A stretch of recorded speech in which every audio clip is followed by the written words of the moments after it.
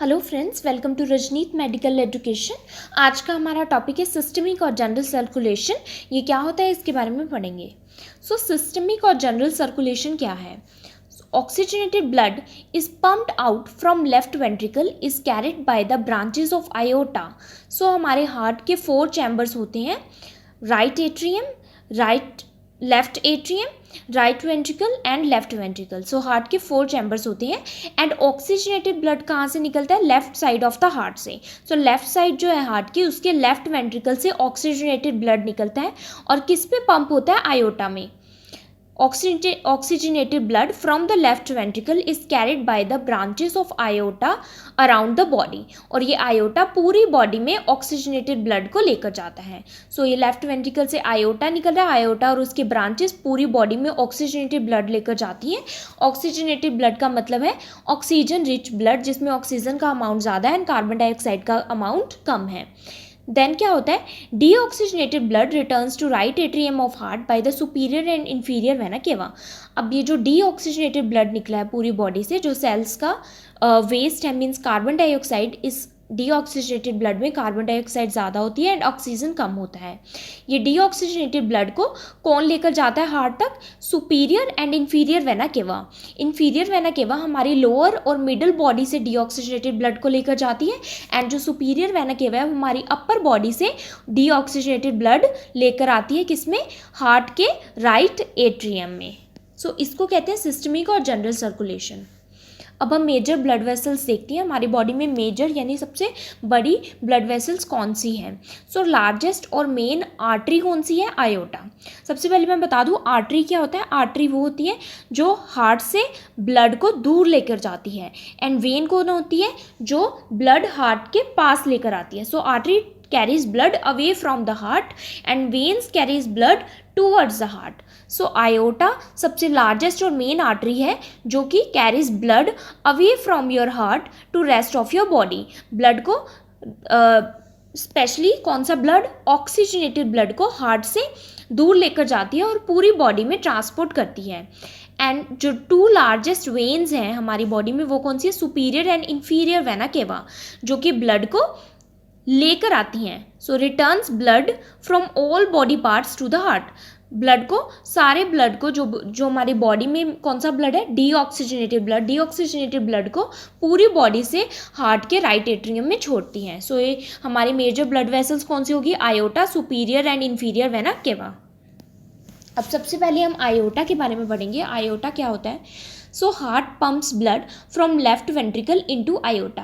Heart के जो 4 chambers हैं उनमें जो लेफ्ट वेंट्रिकल है वहाँ से ऑक्सीजनेटेड ब्लड निकलता है एंड ऑक्सीजनेटेड ब्लड कहाँ पंप होता है? आयोटा में।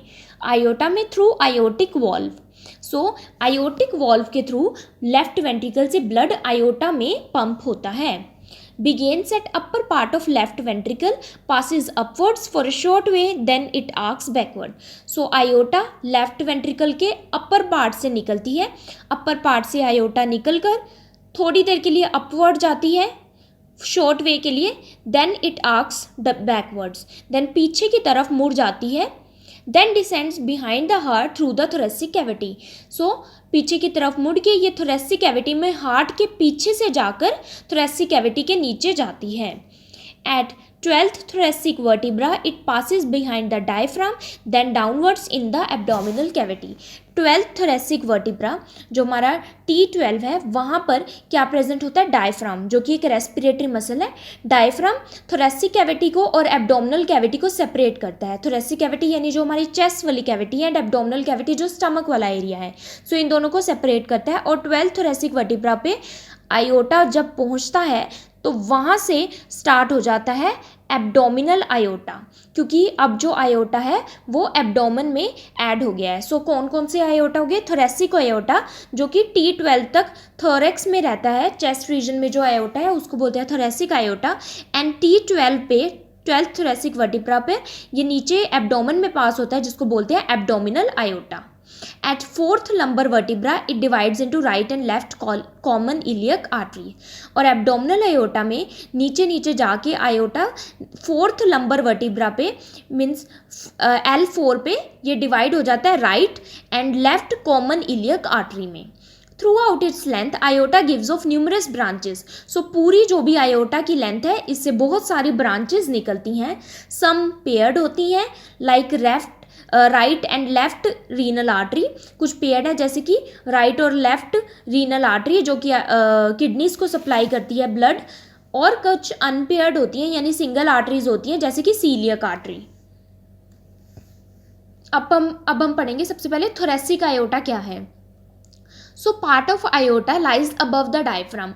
डायफ्राम जो कि थोरेसिक और एब्डोमिनल कैविटी को डिवाइड कर रहा है, रेस्पिरेटरी मसल्स है। जो डायफ्राम के ऊपर वाला पार्ट है उसको क्या बोला है, थोरेसिक आयोटा। और इसके 3 पार्ट्स होते हैं थोरेसिक आयोटा के, ascending iota, arch of iota and descending iota. So ascending iota कौन सा है, जो ऊपर असेंड कर रहा है, मीन्स ऊपर की ओर जा रहा है। आर्क ऑफ आयोटा क्या है, जो आर्क और कर्व बना रहा है। एंड डिसेंडिंग आयोटा क्या है, जो नीचे की तरफ डिसेंड कर रहा है, पीछे वाला पार्ट। अब सबसे पहले असेंडिंग आयोटा क्या है, शॉर्ट सेक्शन है अबाउट 5 सेंटीमीटर लॉन्ग, ये है शॉर्ट सेक्शन है असेंडिंग आयोटा, डायग्राम में देख सकते हैं आप। एंड 5 सेंटीमीटर लॉन्ग होता है ये, rises from the left ventricle of heart. So left ventricle से ये निकलता है, अपर पार्ट जो लेफ्ट वेंट्रिकल है वहाँ से निकलता है। Lies well protected behind the sternum, sternum के पीछे प्रेजेंट होता है। स्टर्नम जो हमारी ब्रेस्ट बोन है उसके पीछे लाई करता है। Right and left coronary arteries are its only branches arise just above the level of aortic valve and supply myocardium. So ये ascending aorta है, इससे सिर्फ 2 ही ब्रांचेस निकलती हैं, right coronary artery and left coronary artery. Right coronary artery and left coronary artery जो हमारा heart है उसको ऑक्सीजनेटेड ब्लड सप्लाई करता है, यानी आर्टीरियल ब्लड सप्लाई करता है। सो हार्ट का जो मायोकार्डियम है उसको फंक्शन करने के लिए ब्लड की ज़रूरत है। सो जस्ट आयोटिक वॉल से निकलते ही असेंडिंग आयोटा 2 ब्रांचेस में डिवाइड हो जाता है, जैसे right coronary artery and left coronary artery जो हार्ट के मायोकार्डियम को आर्टीरियल या ऑक्सीजनेटेड ब्लड सप्लाई करती है। देन आता है arch of aorta. Arch of aorta क्या है, continuation of ascending aorta, ascending aorta की ही कंटिन्यूएशन है arch of aorta. Begins behind manubrium of sternum, और ये स्टर्नम के मेन्यूब्रियम के पीछे बिगेन होती है। मेन्यूब्रियम क्या होता है, स्टर्नम का ऊपर वाला पोर्शन को बोलते हैं manubrium of sternum. And runs upwards and curves down backward in front of trachea. Then ये अपवर्ड कर्व करती है, कर्व बनाती है, एंड बैकवर्ड पीछे की तरफ इन फ्रंट ऑफ ट्रैकिया, ट्रैकिया के फ्रंट में ही आती है। आर्क ऑफ आयोटा की अगेन 3 ब्रांचेस होती हैं। फर्स्ट है ब्रेकियोसेफेलिक आर्टरी। जो ब्रेकियोसेफेलिक आर्टरी है ये किस में डिवाइड होती है, ये रही ब्रेकियोसेफेलिक आर्टरी जो कि आर्क ऑफ आयोटा से निकलती है। ब्रेकियोसेफेलिक आर्टरी 2 में डिवाइड होती है, right common carotid artery and right subclavian artery. So ये 2 ब्रांचेस निकल रही है, आप डायग्राम में देख सकते हैं। जो राइट कॉमन कैरोटिड आर्टरी है ये हेड एंड नेक को आर्टीरियल सप्लाई प्रोवाइड करती है, एंड जो राइट सबक्लेवियन आर्टरी है ये राइट आर्म को ब्लड सप्लाई प्रोवाइड करती है। ये हो गई इसकी फर्स्ट ब्रांच। सेकेंड ब्रांच है left common carotid artery. Left common carotid artery left side के हेड एंड नेक को ब्लड सप्लाई प्रोवाइड करती है, and left subclavian artery left arm को आर्टीरियल ब्लड सप्लाई यानी ऑक्सीजनेटेड ब्लड सप्लाई प्रोवाइड करती है। Next है डिसेंडिंग आयोटा। डिसेंडिंग आयोटा कौन सा है, जो आर्क ऑफ आयोटा से नीचे डिसेंड हो रहा है। ये क्या होता है, इन द थॉरेक्स, ये थॉरेक्स रीजन में ब्लड सप्लाई प्रोवाइड करता है यानी चेस्ट रीजन में। This part is continuous with arch of aorta के साथ कंटिन्यूस होता है, and begins at the level of 4th thoracic vertebra पर ये स्टार्ट हो जाता है, to the level of 12th thoracic vertebra तक ये जाता है, where it passes behind the diaphragm to become the abdominal iota. And diaphragm 12th thoracic vertebra पर ये डायफ्राम तक पहुंचता है। डायफ्राम से नीचे ये एब्डोमिनल आयोटा में, मतलब एब्डोमिनल रीजन में जब एंटर हो जाता है तो उसको बोलते हैं एब्डोमिनल आयोटा। सो थोरेसिक आयोटा से कौन कौन सी ब्रांचेस निकलती हैं, इधर साइड है अनपेयर्ड ब्रांचेस एंड इधर साइड है paired branches. Bronchial arteries, bronchial arteries name से ही क्लियर हो रहा है, ये एयर पैसेजेस हैं जो रेस्पिरेटरी ट्रैक के, उनको आर्टीरियल सप्लाई प्रोवाइड करेगा, एंड लंग टिश्यूज़ को। जो पेरिकार्डियम है, पेरिकार्डियल आर्टरी, पेरिकार्डियम लेयर है हार्ट की, उसको ब्लड सप्लाई प्रोवाइड करेगा। ईसोफेजियल आर्टरीज ईसोफेगस को ब्लड सप्लाई प्रोवाइड करती है। मीडियास्टिनल आर्टरी, जो मीडियास्टिनल स्ट्रक्चर्स हैं, मतलब जो लंग्स के बीच का टू लंग्स के बीच का जो स्पेस होता है उसको मीडियास्टिनम बोलते हैं, वहाँ पर जितने भी स्ट्रक्चर्स प्रेजेंट होते हैं उनको ब्लड सप्लाई प्रोवाइड करता है। अब जो पेयर्ड आर्टरीज हैं, यानी कि जो पेयर में प्रेजेंट है, वो है intercostal arteries. Intercostal artery vertebrae को ब्लड सप्लाई करता है, स्पाइनल कॉर्ड को, बैक मसल को, बॉडी वॉल को और स्किन को। Superior phrenic arteries, superior phrenic arteries किसको ब्लड सप्लाई प्रोवाइड करती है? वर्टिब्रे को, स्पाइनल कॉर्ड को, बैक मसल को, बॉडी वॉल को और स्किन को, एंड डायफ्राम को। सो फ्रेनिक आर्टरी डायफ्राम को ब्लड सप्लाई प्रोवाइड करती है। सो अब स्टार्ट है एब्डोमिनल आयोटा। एब्डोमिनल आयोटा क्या होता है? When iota enters the abdominal cavity. So abdominal cavity में कहाँ पर एंटर होगा iota? Eight the level of 12th thoracic vertebra पर एब्डोमिनल कैविटी में एंटर हो जाएगा through diaphragm. Descends in front of vertebral column to the level of 4th lumbar vertebra. 12th thoracic vertebra से start होकर ये कहाँ तक जाता है? 4th लंबर वर्टिब्रा तक एब्डोमिनल आयोटा जाता है। एंड 4th लंबर वर्टिब्रा पर ये राइट और लेफ्ट कॉमन इलियक आर्टरी में डिवाइड हो जाता है। सो एब्डोमिनल आयोटा की ब्रांचेस हम देख लेते हैं। सबसे पहले ये फ्रेनिक आर्टरीज निकलती हैं इससे, जो कि डायफ्राम को ब्लड सप्लाई प्रोवाइड करती हैं। ये है paired. Celiac artery stomach, liver, spleen और पैंक्रियास को ब्लड सप्लाई प्रोवाइड करती है। सो यू इंडिकेट कर रहा है अनपेयर्ड आर्टरीज को। सुपीरियर मेजेंट्रिक आर्टरी इंटेस्टाइन को प्रोवाइड करती है oxygenated blood. Renal arteries kidneys को, टेस्टिकुलर आर्टरीज टेस्टिस को, ओवेरियन आर्टरीज ओवरीज को, एंड ये इनको कहते हैं गोनाड्स। सो ये पेयर्ड आर्टरीज होती हैं क्योंकि टेस्टिस एंड ओवरीज हमारे पेयर में प्रेजेंट होते हैं, ऐसे ही किडनीज हमारी पेयर में प्रेजेंट होती हैं। इंफीरियर मेजेंट्रिक आर्टरी ये अनपेयर्ड होती हैं, ये लार्ज इंटेस्टाइन और रेक्टम को ब्लड सप्लाई प्रोवाइड करती हैं। देन नीचे ये राइट कॉमन इलियक आर्टरी में and left common iliac artery में डिवाइड हो जाती है। जो राइट कॉमन इलियक आर्टरी है ये फर्दर टू में डिवाइड होती है, right internal iliac artery and right external iliac artery. जो राइट इंटरनल इलियक आर्टरी है वो पेल्विस एंड पेल्विक ऑर्गन जो राइट साइड के हैं उनको ऑक्सीजनेटेड ब्लड प्रोवाइड करती है। And right external iliac artery right leg को ब्लड सप्लाई प्रोवाइड करती है। इसी तरह से लेफ्ट साइड पर जो लेफ्ट स्ट्रक्चर्स हैं, जैसे कि लेफ्ट इंटरनल इलियक आर्टरी वो लेफ्ट साइड के पेल्विक ऑर्गन्स को ब्लड सप्लाई प्रोवाइड करेगी and left external iliac artery left side की लेग को ब्लड सप्लाई प्रोवाइड करेगी। सो अब हम पढ़ते हैं वेना केवा। सो वेना केवा क्या है? Superior and inferior vena cava है largest veins in the body, जो कि अपना डीऑक्सीजनेटेड ब्लड कहाँ पर? पूरी बॉडी से लाकर right atrium of the heart में छोड़ती हैं।